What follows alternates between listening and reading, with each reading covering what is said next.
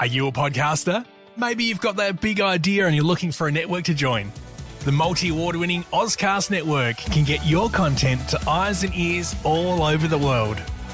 Join now for the first month free, and you could be featuring this sound at the beginning of your podcast. Ozcast. Simply head to ozcastnetwork.com for details. Ozcast.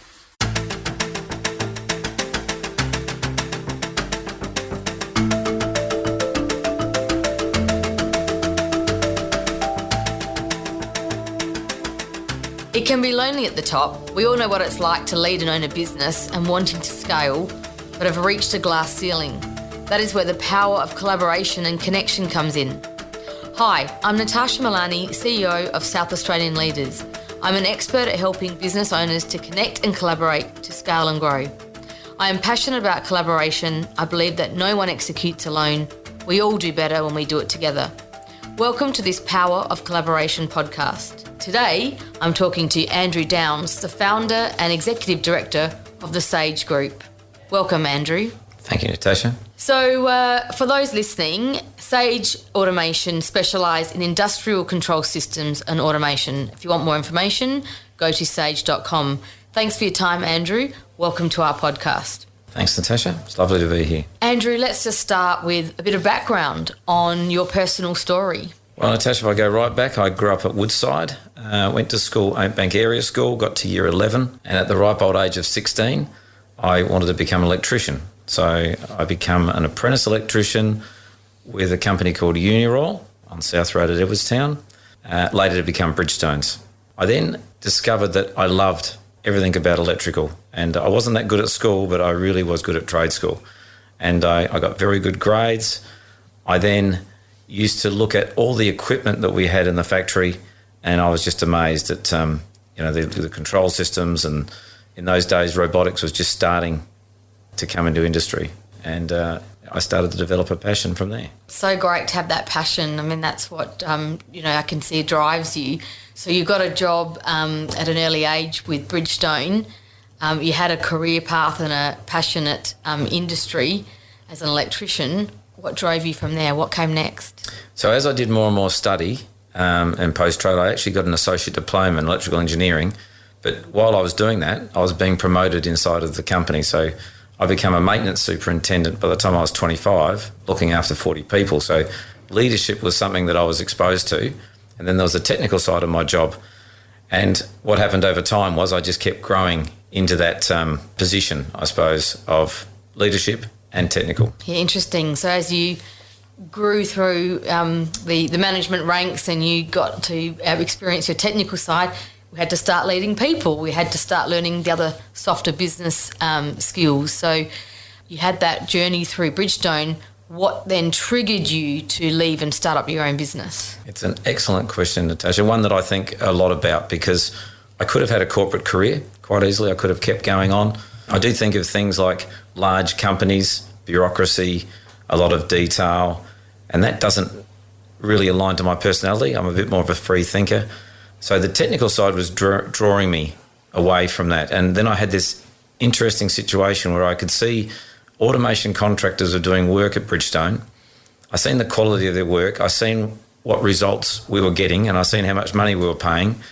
And I don't want to sound arrogant, but I honestly felt that I could do a better job than these guys. And that started to inspire me to actually leave and start my own business. Great passion, and you took a risk. And just jump forward to where Sage is today, or maybe just go back a bit, because I know a little bit of the story about you started the business in your backyard in the shed, and I think then that pesky council came along and said you can't operate a business from your backyard. What happened then, and where are you today? When you leave a business, and I do believe there's a great book called The E-Myth, when you actually go into business, a lot of times you don't even have any consideration for how difficult business is. It's all for the pursuit of your technical expertise.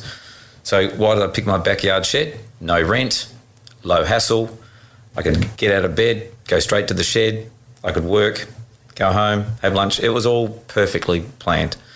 Unfortunately, when you become successful at what you're doing, you need more people. So I got really busy. And when you get busy, I'm not a particularly hard worker. I had to employ people. And when I employed people, they drive cars, and then the cars made noise, and there was someone who persistently complained about the noise coming from my backyard shed. And that's where the council steps in and wants me removed. So the blissful experience of working for yourself in your backyard shed was suddenly shattered by a council who wanted to sue me and remove me, and I had to get a lawyer, and then it really started to snowball from there. And then from there, you had to move into a new premise, and then now you have got rent and you've got people employed. Talk to me about some of the things that used to keep you awake at night back then. Well, I think what a lot of people don't realise in business is that cash flow is the number one thing in business. And when you employ people, you've got to make wages. They've got to be paid weekly, and then you've got to collect money from your customers. And as you just rightly said, you've got to pay rent, and overheads go up. So the complications of business, although you're doing this great technical work, it becomes a far more bigger consideration. And you quickly find yourself in this, I suppose it's like a whirlwind, where you have to actually worry about more things than technical. I found it was very easy to employ people to supplement the technical part of our business, and it really became a challenge to run the business. So just to give a bit of context, so let's talk about some time frames. So how long ago was this, Andrew? Well, I left Bridgestones in 1994, so I've been running about 27 years. And talk to us about Sage today. Sage today, we call it the Sage Group. It started off as Sage Automation. Sage Group has revenues over 120 million Australian dollars. We would have offices in every state of Australia, an office in India, and employing about 500 people. And you're the founder, executive director. Talk to us about that process of appointing other management within the business and your journey in that context. I have a long history of always wanting to, I think, work with people. One of my strengths is I want to work with people. So I was 100% owner when I started the business. I bought shareholders in the year 2000, four key shareholders who are still with us today. I believe in executive share ownership, and to the point where I really actually created a structure or a business where I just kept promoting myself to my own level of incompetence to the point where I don't have a job there anymore. So I am founder, I am executive director, and a gentleman by the name of Adrian Fay is our CEO and managing director, and we have an external chairman as well. So yeah, I've successfully put myself out of work. I love that, promoting yourself to your own level of incompetence. I mean, that's vulnerability right there. So thank you for being authentic and sharing that as part of your story. And that's what's led you to this growth that you've accomplished. So just acknowledging that you should be very proud of what you've achieved. This podcast focuses on the power of collaboration. And I would be grateful if you could share some stories about how collaboration helps you grow the business and maybe overcame some challenges within the business. So I think it's very true to say you just don't miraculously leave a company and start a successful business. So I collaborated with people before I left Bridgestone. So the electrical contractor that worked at Bridgestones, I was already talking to him about if he needed automation people, or if I set up this business, would he use me as an automation partner? So these things were all well set up, and that was a lot larger business. He might have had 50 people, and there I am with one, just myself. But that was the power of collaboration to start. It gave me the confidence that he had contacts and he had. But importantly, collaboration's about me, in my role, adding strength to his business. And I think when we talk collaboration, there's a common theme. It's the 1 + 1 = 3. And because I had the experience, and automation was relatively new in those days. So to get those skills, he's seen it as, well, the company that I collaborated with, seen it as a positive, and certainly it helped me grow my business. That synergy of collaboration and trust. Talk to us about trust when it comes to collaboration and those relationships. It's probably the most difficult thing in all collaboration. I could talk on this subject all day because I think the art of collaboration and the theory of collaboration is very simple. But when you bring in human factors like greed or trust, as you mentioned, or I'll use this person for a short period of time before that I can remove them and use them and abuse them. And these are all factors that brings in the human element. And that's where the disappointment, I think that's why people actually are weary of collaboration, because they're fearful. They're fearful of what the outcome might be. So to continue my story, that electrical contractor did shaft me and did employ his own automation people. So I was abandoned, but I had to go and find a new collaboration partner. So I wasn't actually put off by the experience because I knew the power of it. So what made you pick yourself up off the floor and dust yourself up again and find new partners? Because I couldn't keep growing the business without an electrical partner. And I didn't want to employ all my own electricians because that would take too much resources and cash. And I did successfully find another partner. Interestingly, 5 years down the track, that partner also shafted us and started up an automation division. Just a point, both companies went broke. And I think there's a lesson in that. Stick to your knitting, stick to your core business, because sometimes things aren't as easy as you think they are. Absolutely. Great lesson there. And it's about the relationship and doing the right thing by people. And I think that's what you've shown. What I'm sensing is along the way you took people on that journey with you. That was part of that collaboration process. Collaborated with people internally, collaborated with your partners. I mean, although we had bad experiences, but then I think collaboration goes a lot further. You can collaborate with other disciplines like mechanical engineers. There's companies, I like to think we collaborate with our customers and just try to have a different relationship. On that point, collaborating with customers and your suppliers, what about co-opetition is a word that sort of comes to mind. Have you got any stories about how you've collaborated with people and companies that you thought you may never have in the past? I would have to say Australia would have to be the worst country on the planet to share amongst competitors. We typically all hate each other. We typically want to see the demise of one another to the extent where the industry doesn't prosper. So in 2002, I found there was an association in the United States called the Control System Integrators Association. When you think of that, I couldn't believe there'd be such a thing. So I went to Myrtle Beach, I went to the conference, and I could see people who were head-to-head competitors in the same room sharing how to get better. I went back to Australia, that's just it, and I would say it's non-existent today. It's a bit like we have tall poppy syndrome in Australia. In the US, they celebrate failure and get on board with people. We just don't have that culture here for whatever reason. So I started going to these control system integration, or we call it the CSIA, in 2002. Haven't missed a conference until COVID last year, and now built up an amazing number of companies that we work with globally. So it hasn't happened in Australia from an automation perspective, but it certainly has. We have a collaboration with a company in Colombia, Italy, Canada, 4 or 5 in the US, and these have given us amazing opportunities. So that's a really good insight there. So for people listening and they're running businesses in different industries and they're thinking, what does collaboration mean for me and my business? What would be your advice there? Is there a cultural shift? What do we need to change to make sure that we start thinking differently? Because I believe, like you do, that co-opetition, collaboration, everyone does better when we do it together.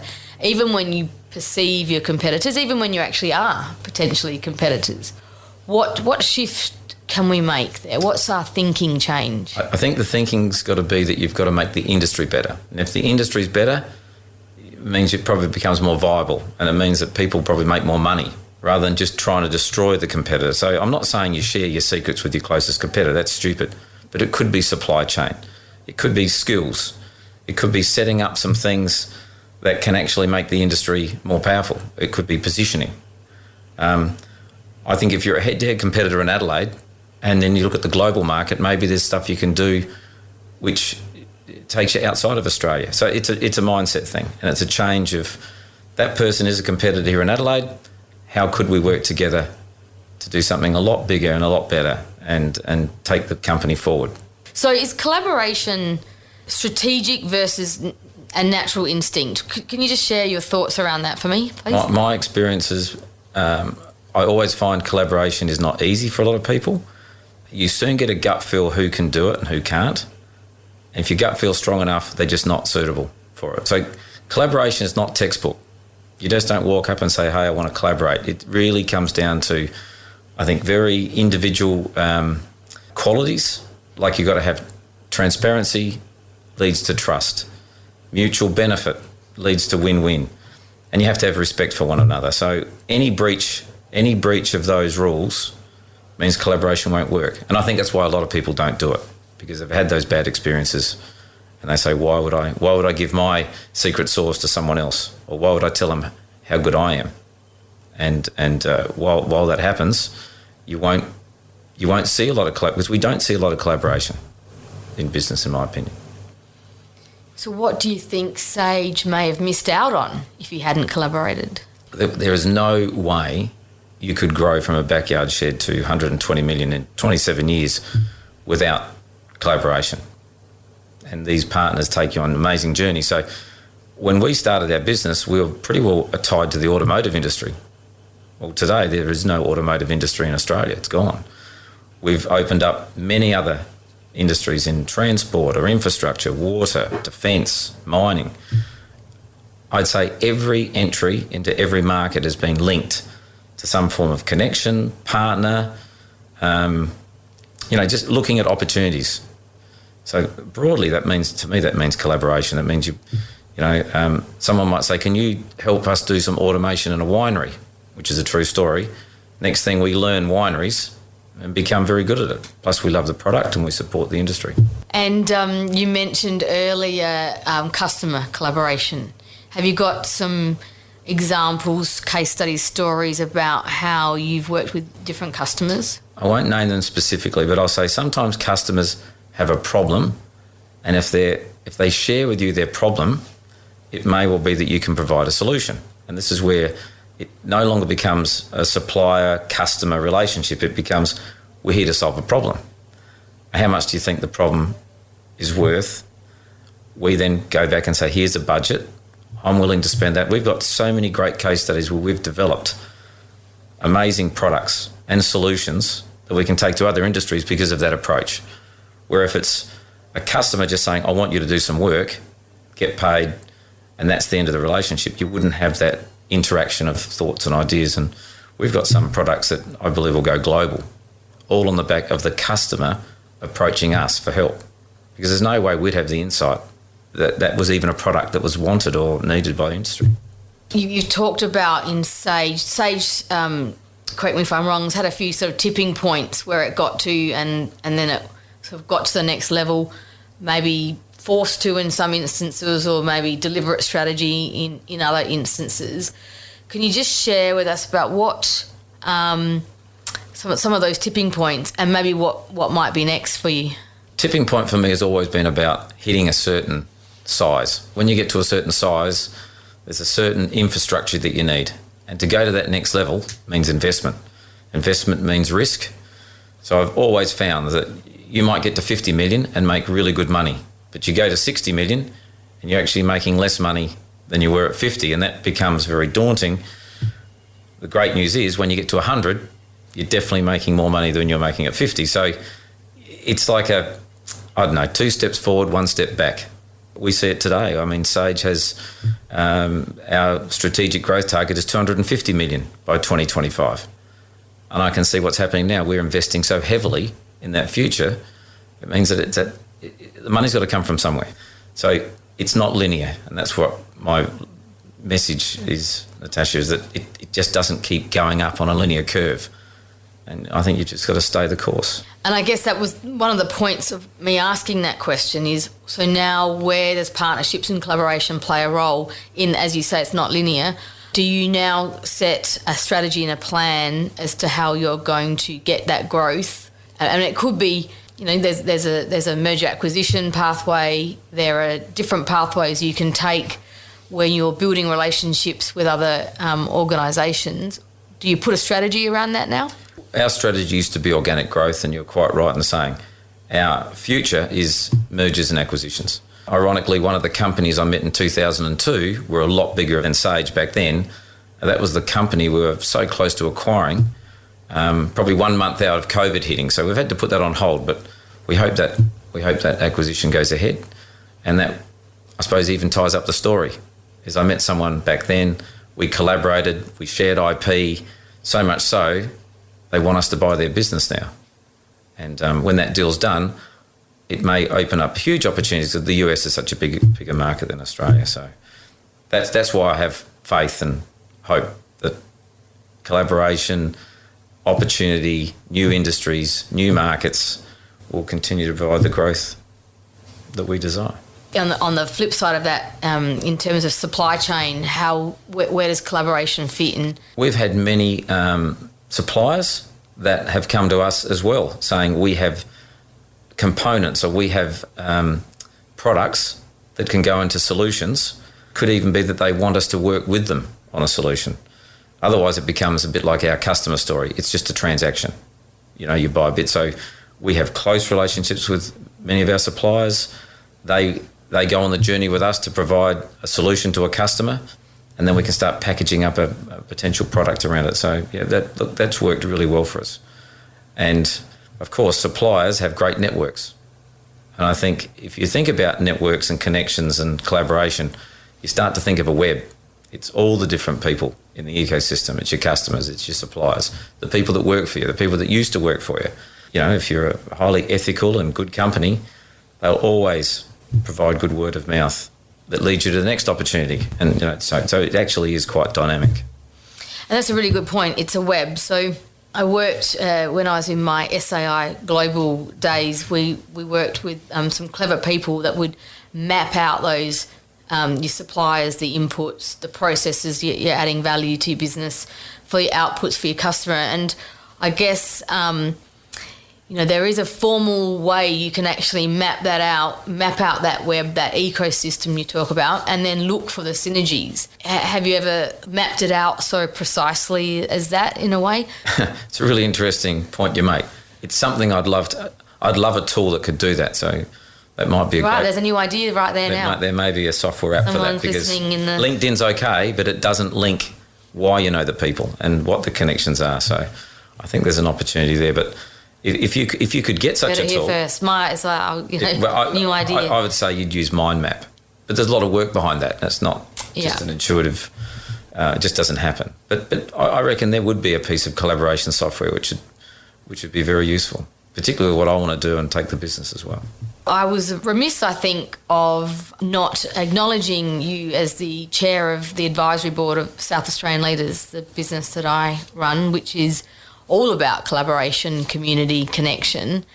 And I thank you for your contribution to that and your passion and commitment. The companies that are in SA Leaders, which there's about 150 of them, I sort of call them my kids, because I care about them and we're watching them grow up. Have you seen some great connection and collaboration in that formal networking environment where they've actually opted in and they've come in, they're open and they're vulnerable and they're asking questions and they're asking for help? Can you just share what you've seen as part of a format like that? Maybe I'll kick off by saying I've never formally thanked you for inviting me to be chair of SA Leaders, because it has provided fantastic value to me personally. Well, thank you. Just on that, thank you for your thank you and thank you back. Right. So when it started off, you had 20 members in the first year. There's 15 or 16 experts. You get to know those companies, and I'd say invariably I've touched or been working with a lot of these experts and member companies to really great effect at Sage. It's helped us as an organisation.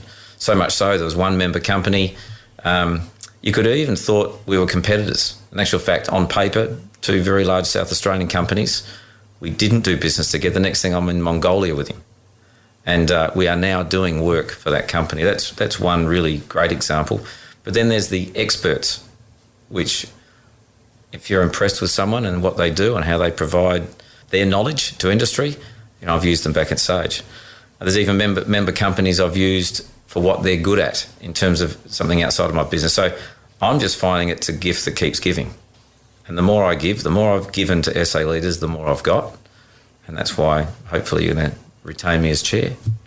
Well, we certainly will, and I don't want this to be about a promotion for SA Leaders, but I guess I'm very passionate about the connections and relationships that have formed in that room. And I think you make a very valid point. Then is what you give is what you get back, and In the context of even networking at a simple level, networking is collaboration in a way. And Wayne Lyons, who facilitates our Future Leaders series, always says you walk into the room to network with a view about what you can give to someone in the room, not about what you can get. And I think that's just a nice little lens to use when you go into a networking environment. And the other thing about networking at that SA leaders level, when you have a few drinks after the presentations, is it really focuses on personalities and you get to know people. And I got a great story. I met one of those people there who was starting a brand new business. It was like she needed some seed capital for what seemed to be a great idea. I had a cup of coffee and I just wanted to back her. There was no massive investment thesis here.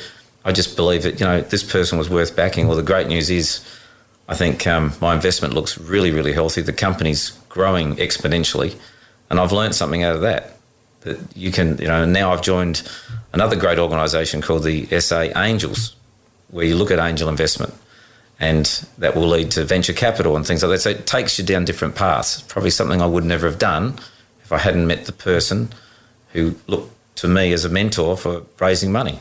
And then I become an investor. It's amazing. That's exactly right, isn't it? So that opened opportunities and doors, and you actually backed someone you trusted and you backed the person first and foremost after building a relationship with them.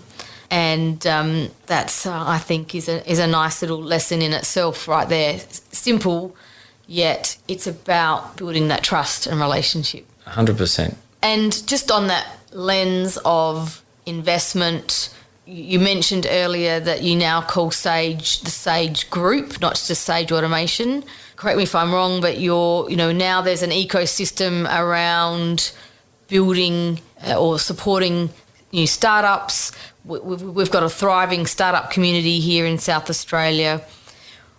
When using the lens of collaboration, now that helps Sage grow, right, in terms of new startup businesses investing in new businesses that potentially add value to your existing group. Talk to me about the strategy there for Sage. One thing that's not well known is we have a part of our business called Sage Capital, and that's something that I run. So probably our best collaboration story, so I'm glad you raised it because I think it's very good. A company had a problem that needed solving outside of our normal network. So this was not a customer of Sage, someone I didn't know. In actual fact, it was a former politician who said to this group of investors, you need to speak to Andrew from Sage. I met with them. They explained their problem. I said we could provide a solution for the problem, but I couldn't do it alone. So we needed their expertise. Well, that's a given. We needed their expertise of the industry, and it's the waste industry. We'd never worked in that industry before. We also needed some special technology that we didn't have the expertise internally. So we used a university here in South Australia. They developed the technology that provided the world-leading IP that we needed to be successful, and then Sage went and did all the work. So we designed the machines with a mechanical partner. So there's another story. So we collaborated with a mechanical partner who built the machines. We wired them up. We used our Newcon company to do the cloud software and all the data collection. Sage Service does the service.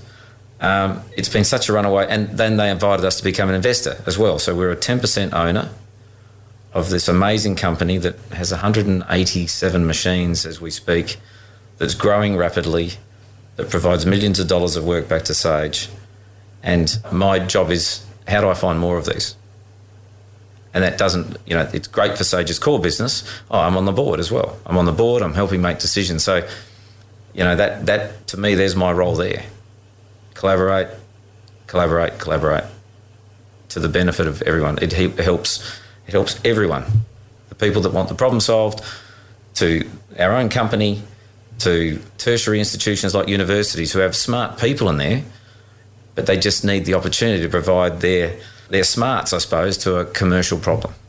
So I'm very excited by that. I guess there's a couple of points I take from that. You were introduced, you said, by a former politician. That means anyone, and I opened up this podcast by saying I'm an expert in helping companies grow through collaboration and connection. And it's because I think about it all the time. The lens I use is always, how can we help this company? Who can help this company? Where's the synergy? maybe they haven't met someone over there that I really know that could add value to their business. The point is, one, everyone should can be looking out for collaboration opportunities, and you grew something quite significant out of that. So I guess if I was to emphasise that one point, it's everyone's job to sort of focus on collaboration, isn't it? See, and the interesting point here, you can actually join two people up because you think it's the right thing to do, but you've got no direct benefit from it. Somehow it still comes back, but someone else will do that favour back to you one day. So obviously knowing our ex-Deputy Premier and he knew our capability was good enough for him to refer us, which started an amazing, that story is just amazing.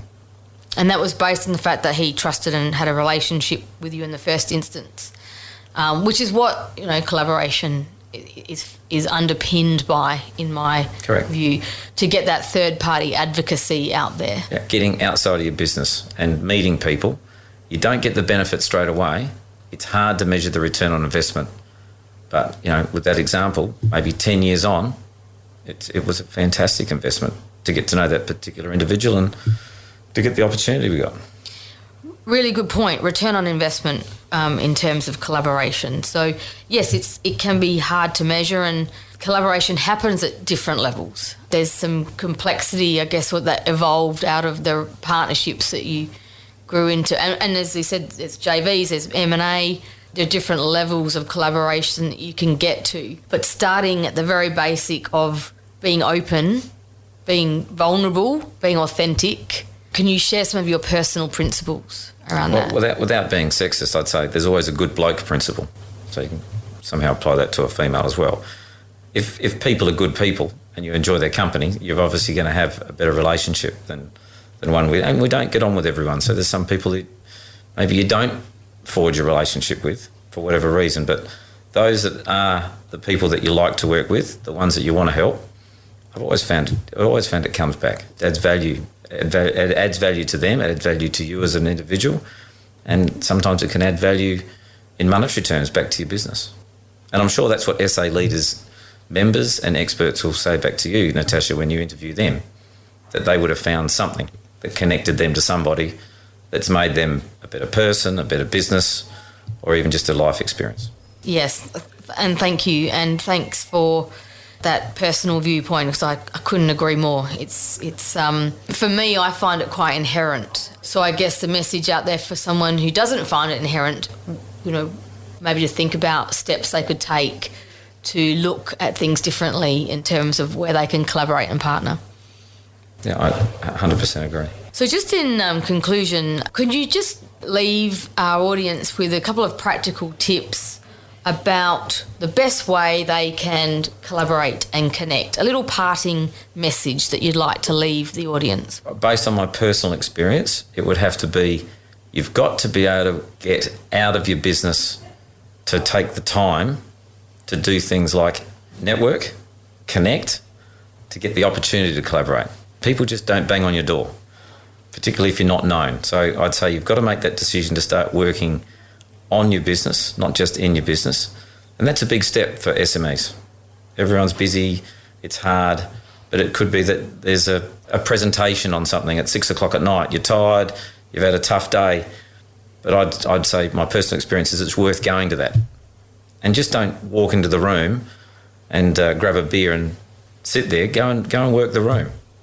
Where do you work? What do you do? And it's amazing how that starts, the whole journey of collaboration. It just feeds on itself. So it's like a positive ecosystem of referrals, friendship. That would be my advice. Great advice, and making an effort to build those deeper level connections. So when you meet someone, make the effort to follow up, have that second conversation, and be open to those opportunities that might not be obvious to you straight away, but could evolve over time.